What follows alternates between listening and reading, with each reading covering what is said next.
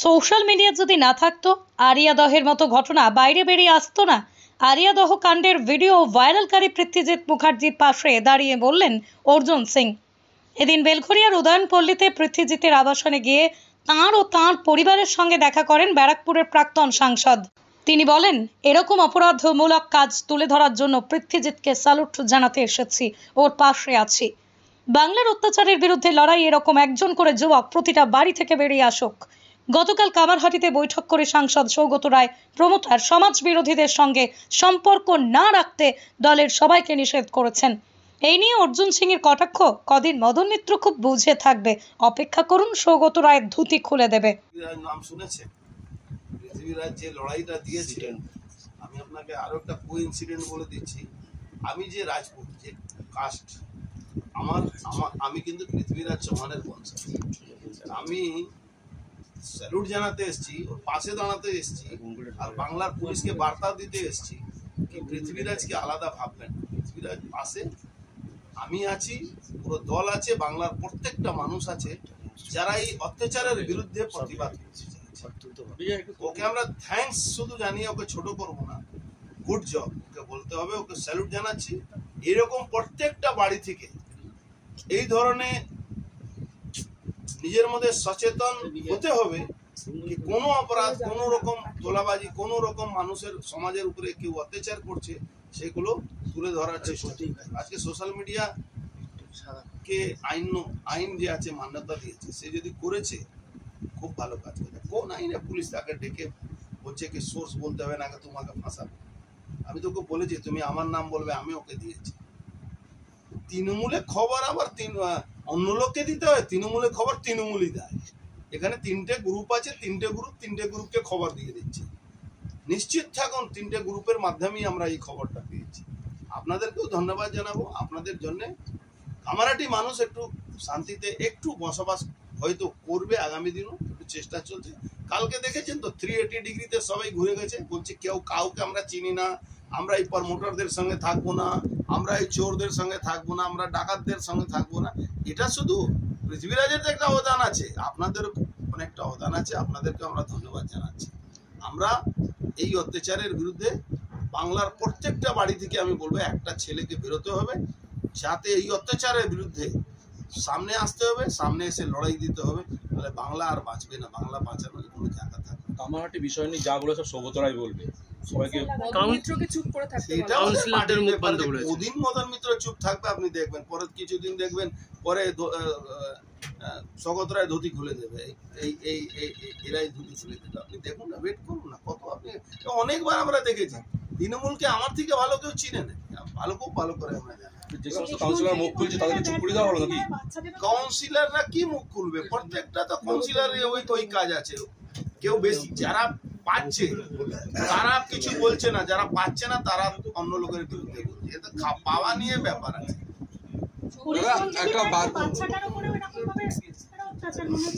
Police মন্ত্রী ব্যর্থ, এর থেকে ব্যর্থ কোনো মন্ত্রিত্ব হয়, এর থেকে ব্যর্থ কোনো সরকার হতে পারে? পুলিশ মন্ত্রী তো নামে আছে, যার এমপি বলছে আমার খুন হয়ে যাবে, যার এমএলএ বলছে আমার খুন হবে। কে খুন করবে? যাকে নিয়ে, যাকে মালা পরাচ্ছে আর যার থেকে মালা পড়ছে, যার প্রোগ্রামে থাকছে, তার থেকে ভয় এদের এরা খুন হয়ে যাবে, এরকম অবস্থা আছে। তো এই দলের ওনার পুলিশ মন্ত্রী থাকা, মুখ্যমন্ত্রী থাকা সবটাই বেকার। এতদিন পর একটা কে বলছে তাহলে প্রথম ওনাকে তোলাবাজি বন্ধ করতে হবে।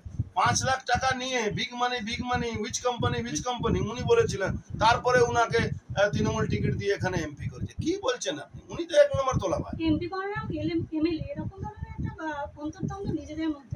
ওটা ওদের বললো না, সব খাওয়া খাই ব্যাপার। কে কত স্কোয়ার ফিট নেবে, কে কত বালি সাপ্লাই করবে, কে কত পাথর সাপ্লাই করবে, কে কত টাকা বেআইনি ভাবে তুলবে।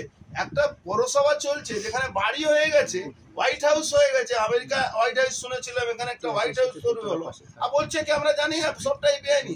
আর বেআইনি আছে তো 1 মিনিটের মধ্যে ভেঙে দাও বুলডোজার লাগিয়ে, তাহলে তো সব সাহস তোমার বুঝতে পারবো। পুকুর ভরাট করে বাড়ি হচ্ছে, প্রশাসন কি করছিল? পুকুর ভরাট নিয়ে সব থেকে বেশি সরব তুমি হয়ে আমাদের এই এলাকা। তুমি বলো তো, একটাও পুকুরটাকে উপরে ফেলেছে এরা? উল্টে রেটটা বেড়ে গেছে। বিএলআর তাড়িয়ে দিল, যে বিএলআর সৎ সাহস করে কাজ করছিল তাকে তাড়িয়ে দিল, তাকে ডিমোশন করে দিয়েছে। লজ্জা হয় সরকারের? দাদা এই যে পৃথ্বীরাজের পাশে দাঁড়াবেন দাদা? যে ভিডিও ভাইরাল হচ্ছে এবং তার পাশাপাশি আজকেও দেখা গেছে যে অবৈধভাবে বাতাসা কারখানা দখল এবং ডিসকার্ড টোটো স্ট্যান্ড দখল করেছে। তারপরে তৃণমূল কংগ্রেস দাবি করছে, আরে ওকে তো আইএনটিটিসি প্রেসিডেন্ট করেছিল, একটা তোলাবাজ সংগঠন আছে তৃণমূলে, INTTC, Indian national Trinamool trade union Congress. এই তোলাবাজ যার প্রত্যেকটা টোটোওয়ালাকে জিজ্ঞেস করুন, অটোওয়ালাকে জিজ্ঞেস করুন কত টাকা দিয়ে তাদের টোটো অটো চালাতে হয়, কত টাকা দিয়ে প্রত্যেকটা মিলটাকে, মিলের মধ্যে ফ্যাক্টরির মধ্যে যে ইউনিয়ন চলছে সবটাই কন্ট্রাক্টরদের হাতে চলে গেছে। মিলটা এখন কোম্পানি চালাচ্ছে না, তৃণমূল আর কন্ট্রাক্টরেরাই চালাচ্ছে। সব দিক থেকে ওর পাশে আছে। আমি ওকে মানে আমার ছেলের বয়স থেকেও কম বয়স, তাও ওকে আমি স্যালুট জানাচ্ছি। ওর সাহস পৃথিবীর দাদা কোনো নেটওয়ার্ক নেই। পুলিশ কোন জায়গা কত জায়গা সাট্টা চলে, লোটো চলে, কত জায়গা মদ বিক্রি করেছে, কত টাকা ডান্স বার আছে, কত কোথা থেকে কে কত বালি নিল, কে কত পাথর নিল, এর খবর দেখুন প্রত্যেকটা থানায় পেয়ে যাবে। কিন্তু কোথায় অপরাধ হলো, কে অপরাধী আছে তাকে দেখেও না দেখে ভাবো। লজ্জা হয় যে জয়ন্ত সিংকে আজকে পুলিশ বলছে আমরা ধরে নিয়েছি, সেই জয়ন্ত সিং যে মঞ্চে ছিল সেই মঞ্চে এখানকার আইসি ছিল, এরপরেও আপনি কথা বলছেন। আর বলবেন না, এরকম যদি আইপিএস করে যদি এরকম পুলিশ কমিশনার হয়ে যায় তাহলে আমি বলবো আর কোন ছেলেকে যাতে আইপিএস না, আইপিএস হলেও বাংলায় যাতে না আসে, ওদের এই বাংলায় এসে তাদের আইপিএস এর এই জন্য অর্জুন দা সহ সমগ্র পশ্চিমবঙ্গ বিজেপি সহ সমগ্র কেন্দ্র স্তরের ভারতীয় জনতা পার্টির সমস্ত নেতৃত্বকে আমি ধন্যবাদ জ্ঞাপন করি। কারণ এই ঘটনার পরে যে পরিস্থিতি আজকে দাঁড়িয়েছে সমগ্র পশ্চিমবঙ্গে, তাতে খালি আমার একার না, সমস্ত নেতৃত্বকে পাশে দাঁড়িয়ে এই লড়াইয়ের প্রতি অঙ্গীকারবদ্ধ হয়ে লড়াই চালিয়ে গিয়ে আগামী দিন পশ্চিমবঙ্গকে নতুন পথ দেখানো উচিত। যুব সমাজকে কি বলবে সামান্য একটা ব্যাপার নিয়ে এত বড় ঘটনা? দেখুন, সামান্য ব্যাপার এটা আপনাদের মনে হচ্ছে, জয়ন্ত সিং কাণ্ড সামান্য ব্যাপার না। জয়ন্ত সিং কাণ্ড না, মানে এই যে শেয়ার করা, জানানো। দেখুন, ব্যাপারটা হচ্ছে যে 2021 থেকে 24 অব্দি ভিডিওটা চেপেছিল, কেউ জানতো না। কিন্তু এই যে বেরিয়ে চলে এসছে, মুখ্যমন্ত্রীকে উত্তর দিতে হবে, মুখ্যমন্ত্রীর উপদেষ্টা আলাপন বন্দ্যোপাধ্যায়কে উত্তর দিতে হবে, এদের সঙ্গে থাকা মনোজ ভার্মা প্রাক্তন কমিশনার তাকে উত্তর দিতে হবে। তো এই উত্তর দেওয়ার প্রক্রিয়াটা যাতে না চালাতে হয় তার জন্যই এই বড় পদক্ষেপ। উত্তর প্রক্রিয়া আমরা চালাবো না, কিন্তু আমরা বেআইনি নিয়োগ প্রক্রিয়া চালাবো, এইটাই হচ্ছে সব থেকে বড় এজেন্ডা। কোথাও কি শিক্ষিত যুব সমাজের কাছে একটা বাজে বার্তা যাচ্ছে না তৃণমূলের তরফ থেকে, যে সমাজের শিক্ষিত সমাজের ছেলেরা কিছু করার সঙ্গে সঙ্গে পুলিশকে? আমার বাংলায় থেকে যদি শিক্ষিত সমাজ সম্বন্ধে প্রশ্ন করেন, আমি বলবো একবার এক্সাইড মোড়ে, একবার করুণাময় মোড়ে চলে যান, একবার চলে যান। কতটা সমাজ এই মাননীয়ার অনুপ্রেরণায় শিক্ষিত আপনারা বলতে পারবেন, আপনারা দেখতে পারবেন, প্রত্যক্ষদর্শী হবেন আপনারা। মানে তৃণমূল কংগ্রেসের কোনো স্থানকাল পাত্র কিছুই নেই। না, তৃণমূল কংগ্রেসের মানে জন্মটাই তো হয়েছিল কংগ্রেস ভেঙে এসে। তাদের এই যে এখন কচি কাছে যে নেতাগুলো আছে তারা উত্তর দিতে পারবে না যে তৃণমূল কংগ্রেস কিভাবে জন্ম হয়েছিল। জন্ম হয়েছিল গোষ্ঠীদ্বন্দ্ব লগ্নে, কংগ্রেস ভেঙে এসেছিল। এই যে এত বড় বড় কথা, কথায় কথায় শুভেন্দু অধিকারী গদ্দার, কথায় কথায় নেতারা গদ্দার। আরে ভাই, মমতা ব্যানার্জি সব থেকে বড় গদ্দার, তার উত্তর দিতে হবে মমতা ব্যানার্জিকে। এই গোষ্ঠীদ্বন্দ্ব লগ্ন যদি একটা দল জন্মগ্রহণ করে, যার কোনো নীতি আদর্শ নেই, যার কোনো আইডিওলজি নেই, সে দলের মানে এ তো গণপিটুনি, তারপরে বলুন এই শ্লীলতাহানি, রীতিনীতি চলে, উৎসব। বলছে প্রথম দিন থেকে পুলিশ তোমাকে টর্চার করেছিল, থানায় ডেকেছিল, এখন কি পরিস্থিতি আছে? এখনো আমার পুলিশ যদি ইন্টারোগেশনের জন্য ডাকে আমি সহযোগিতা করব, আমি করতে বাধ্য। কারণ আমায় জাস্টিস অমৃতা সিনহা বলেছেন যে you have to cooperate in any types of examination. কেন করব না? কিন্তু আমার একটাই পরিষ্কার কথা, যে চাপ সৃষ্টি করা হচ্ছে, যে পুলিশি হেনস্থা করা হচ্ছে, তার বিরুদ্ধে আমি তীব্র প্রতিবাদ জানাই। তার কারণ একটা সভ্য সমাজে, একটা সভ্য দেশে এরকম হতে পারে না। আপনি দেখেন না, এতগুলো এনডিএ শাসিত রাজ্য আছে, একটা রাজ্যে দেখান তো এরকম ঘটনা ঘটছে।